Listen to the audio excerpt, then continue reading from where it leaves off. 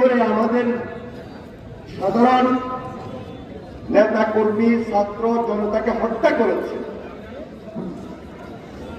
তাহলে এই যদি হিসাব করি, এরপরও আমরা সবাই মিলে আজকে ইস্পাত প্রতির একটা ঐক্য নিয়ে মাঠে আসছি।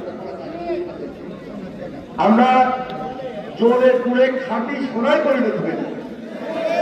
প্রত্যেকটা বিএনপি নেতা কর্মী, সাধারণ নেতা কর্মী, সমর্থক, যিনি বিএনপিকে সমর্থন করেন, যিনি বিএনপিকে সমর্থন করেন, যিনি বিএনপিকে ভোট দেন, যিনি বিএনপির একজন অ্যাক্টিভিস্ট কর্মী, যিনি নেতা, সবাই কিন্তু এই স্লোগান দিতে দিতে, মামলা খাইতে খেতে, জ্বলে পুড়ে সবাই খাঁটি সোনায় পরিণত হয়েছে। তাহলে বারবার স্লোগানটা